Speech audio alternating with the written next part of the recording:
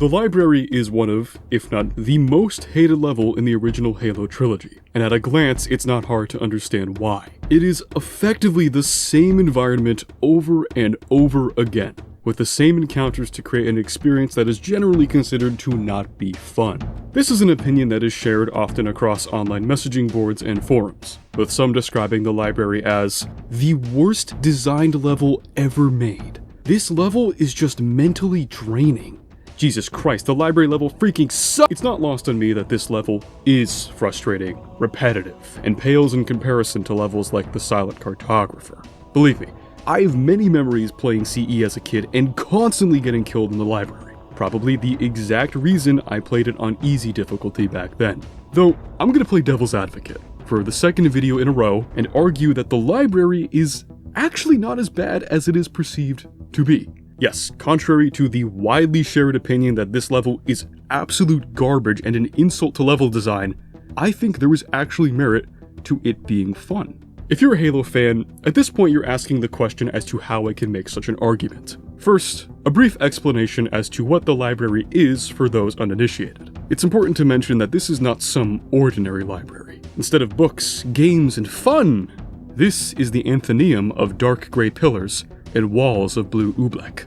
Being the 7th level in the Halo Combat Evolved campaign, it follows the level 343 Guilty Spark, which introduces the infectious, parasitic race known as the Flood, which consumes anything organic in its path at a startling rate. Up until this point in the game, the main threat the Master Chief and the UNSC faced was the Covenant. But with the introduction of the Flood, the game completely changes. Instead of going against trained alien death squads, you're now facing a relentless swarm of enemies. A flood, if you will. This culminates in the library, a level which is solely dedicated to the Master Chief facing down the Flood and going through a Forerunner facility to get the activation index, a tool which allows for the Halo ring that the game takes place on to be lit, therefore eliminating the Flood. To get to it, the player has to go through a hallway, and then another hallway, and then another hallway. This right here is one of the most popular complaints about the level. It is too damn repetitive. That's not to say that it feels too similar or that each section isn't as unique as the others. It's literally copy and pasted to the point where it feels like you're in an endless loop. Each section, virtually identical to the last, offers little variety in terms of both level design and visual cohesiveness. One user describes it more bluntly, stating that the library in Halo Combat Evolved is a masterclass in appalling level design. It is up there with the absolute worst levels I have ever played in a computer game. The other major complaint about the level is that it's too difficult, and that getting through it is difficult enough that it isn't even enjoyable to play. I find this argument to be somewhat subjective. For one, having personally not played the library for years, until I recorded the footage that you see in the background, and even playing it on heroic difficulty, I did find it to be hard, but not at all frustrating. I say this as somebody who is not really that good at first-person shooters. Hell, just take a look at this Rainbow Six Siege gameplay. Alright, here we go, go. Move in! Marines, we got this! Maybe not. That's not to say that it's not a difficult level, per se. You do face an almost constant onslaught of enemies, and at multiple points in the level you're forced to hunker down while you wait for 343 Guilty Spark to open a door to advance. Though, I do feel as if the complaint that it's too hard is somewhat nullified by the fact that you can play the level on a different difficulty. In the same respect, that also goes with the complaint that it's too hard in Legendary because of things like the Flood who fire rockets. Is it supposed to be easy? No. It's meant to be a challenge. Maybe not an impossible challenge like Lasso, but that's the reason you have respawns after all. What this ultimately culminates in is an experience that is often considered boring and mindless. A level with a slog pace that forces you to navigate a confusing facility that bears a bland and uninspired design, creating a gameplay experience that is generally described as frustrating and devoid of enjoyment. And yet, despite all of this, what if the library actually works? Originally, this was supposed to be a video about how bad the library is, but I found myself really enjoying the level when I replayed it. Sure, I died a bunch. There were plenty of parts that didn't really make sense or dragged on unnecessarily, but at the end of the day, I found it to be more enjoyable than other levels. Even the preceding level, 343 Guilty Spark. Why, though? It's worth considering what the Flood is supposed to be. In the context of the original game and Halo's larger story, they are the most horrifying species in the franchise. What you discover as a player in 343 Guilty Spark is nothing short of terrifying. The level acts as an introduction to an entirely new threat that is meant to transform Halo from a fun, almost cute, tactical shooter to something hellish and unnatural. The shock factor that comes with their introduction was an intentional choice by the developer Bungie. What 343 Guilty Spark ultimately acts as is an introduction. It is to demonstrate the mechanics and danger that the Flood possesses, allowing the player to adapt to an entirely different type of enemy. It gives you time to breathe, to take in this new threat, to understand their mechanics. What the library does is throw you straight into the 7th circle of hell with little to no respite. From a narrative standpoint, this works well in establishing how truly powerful the Flood is. As you progress forward, hallway by hallway, floor by floor, you understand the overwhelming presence the Flood has, and how unbelievably relentless they are in attacking you, unlike the Covenant. In the original title, your only true guide to handling the Flood, and even navigating the library to begin with, is 343 Guilty Spark, better known as the Monitor. There is absolutely not a single indication as to where you need to go, only the purple glow that the Monitor emits. To a degree, there is something very isolating about this fact. It's hard to make out your surroundings, and you don't really know where you're going. If we consider the fact that, yes, the level is endlessly repetitive and is quite literally just copy and pasted at numerous parts, then it feels like hell. Perhaps that adds to the experience. You are, after all, alone and lacking Cortana at this point. The Master Chief, you as the player, are the only person who can save humanity. Well, at least before learning what the ring actually does, but the point still stands. This feeling sinks in very early on, especially after opening the first door, where the Monitor says, "Please follow closely. This portal is the first of 10. I'm sorry, 10? I really do think that what the library does effectively, whether it be intentional or not, is to create a legitimate sense of despair in the player. Compare it to the previous level, where you start in a lush swamp and enter a bright Forerunner facility. The library, on the other hand, is dark and eerie. It's unfamiliar, and it changes the way you've played more than half of the game. This sense of dread is further strengthened when you go up the first elevator to see that, guess what? You're in for the same thing. Again. The developers at Bungie were likely very aware of the tedious nature of the level, because when you enter the first elevator, the second chapter title for the mission proclaims, "Wait! It gets worse!" By this point in the game, you start to realize that the library is indeed a mostly repeating set of the same rooms and the same hallways. And upon riding the elevator to the 3rd level, the chapter title is fittingly labeled as, "But I don't want to ride the elevator!" Now, I'll pump the brakes a little bit and be blunt. I figure what you're saying to yourself at this point is that this argument doesn't make any sense. Why should objectively bad game design be excusable for an experience that isn't even fun to play for most people? I'm not saying that the library is a good level, but what I'm trying to convey is that the hatred against the level is, to a degree, excessive. The most important part of a video game, no matter what, is whether it's fun or not. In the Half-Life 25th anniversary documentary, Valve co-founder Gabe Newell talks about fun in video games and how it is essential for them to work, stating, "Explain to me why that's interesting, because in the real world, I have to write up lists of stuff I have to go to the grocery store to buy.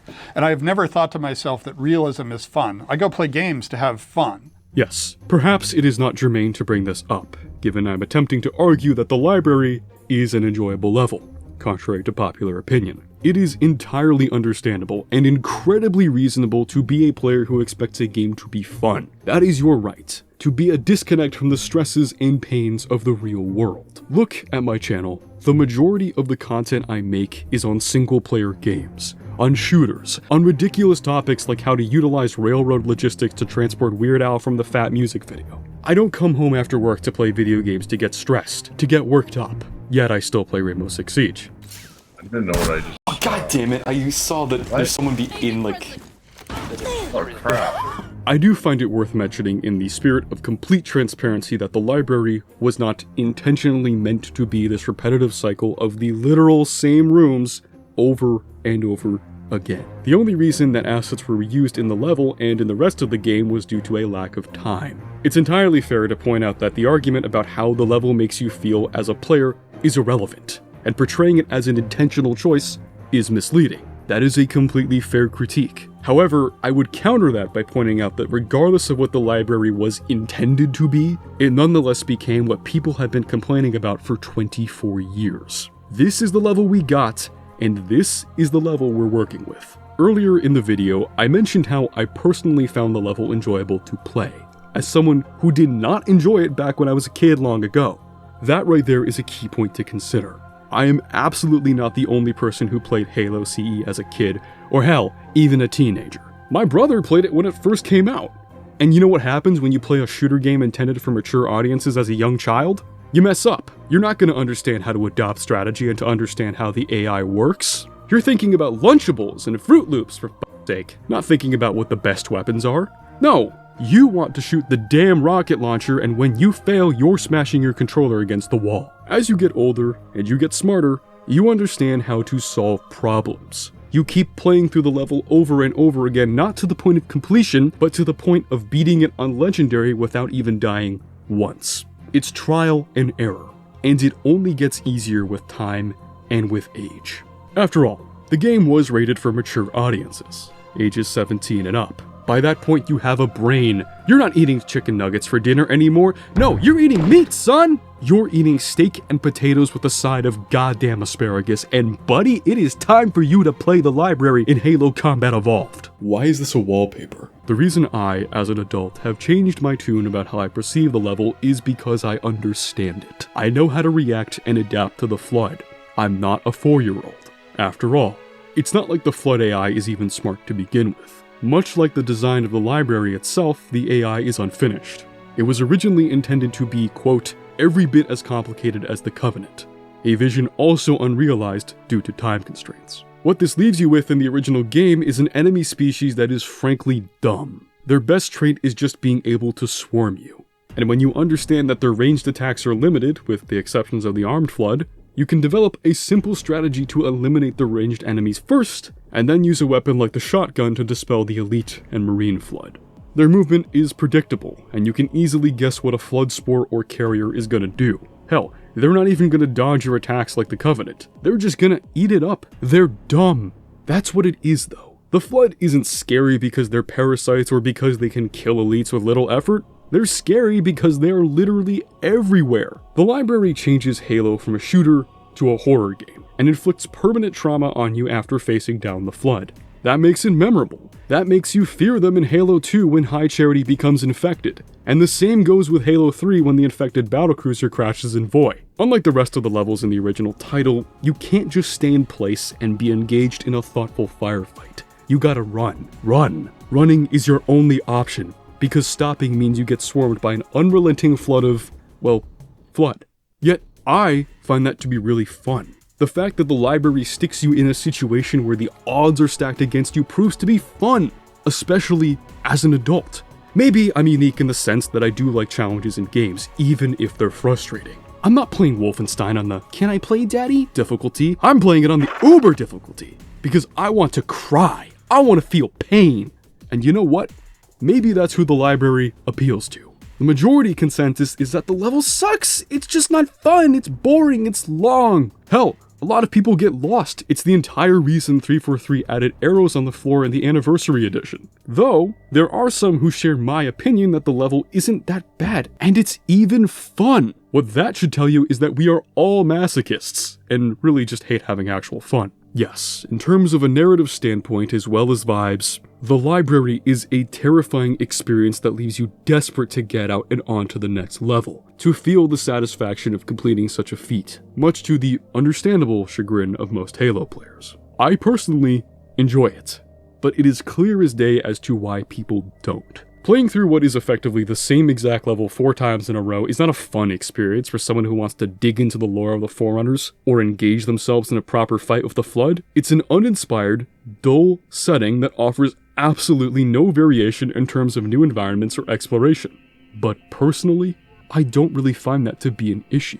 If you've never played Halo, much less the library itself, it is going to be confusing and probably frustrating as a new player. Once you understand what you're doing, the path becomes clear. But Halo is not a roguelike. You're not supposed to die to progress. If you do, it's usually a lesson or a silly mistake, not a necessary feature to enjoy the story. What it ultimately boils down to is an experience that is incredible for masochists, and otherwise a slog for your average gamer who's just looking to have some fun. Though regardless of how you view the library, and whether or not you even like it, the undeniable fact is that its design and experience is notable enough for it to still be a memorable level more than 2 decades later. Hell, you can find online discussions and videos about the topic that were posted in the last few years. The level teaches you that the Flood is relentless, that when you see them, you're gonna have a bad time. You could argue that is a good thing or a bad thing, but it nonetheless attributes a sense of despair and fear unlike anything else in gaming. In an ideal world, the library would have some form of variation to it. 343 Industries obviously understood this as well, and adapted the remaster to have different color tones on each floor, which really is the most you can do without completely redesigning the level from scratch. It fundamentally stands as an excellent example of how rushed development and time crunch can sully a product. Originally, the library was supposed to be a more open level, but due to render limitations, it was condensed down to the hallways you navigate in the retail game. This is the precise reason why I feel as if the library is hated more than it really deserves. Can it be boring? Yes. Can it be long and arduous? Yes. I'm not disagreeing that it can be a lackluster experience for most people, but the map is often portrayed as being this absolutely god-awful experience, an unnavigable labyrinth, when in reality it's not that bad. Halo Combat Evolved in general is already somewhat a mess. Just look at the complicated and rushed development history of the game. That pretty much tells you everything you need to know. Yet, despite the roadblocks and issues that Bungie faced while putting together the game, each map matters in regard to telling a cohesive story and providing a narrative experience. Yeah, it might be hard for you to like the library, but it is a part of Halo. It might not be the best part, but it is nonetheless a part of a game which would transform first-person shooters forever. Thank you so much for watching. If you're a consistent viewer of mine, you're probably saying, wait. Where's my Source Engine content, my Half-Life, my Portal, my TF2? Don't worry, I still got a ton of that down the line. I just wanted to take a little breather and delve into a level and topic that I find fascinating. Also, it's kind of fun to ruffle some feathers from time to time. If you enjoyed this video, consider leaving a like, and if you care to keep up to date with all of my projects, follow me on Blue Sky and Subscribe. Have a wonderful day, and remember to be there for the people you love.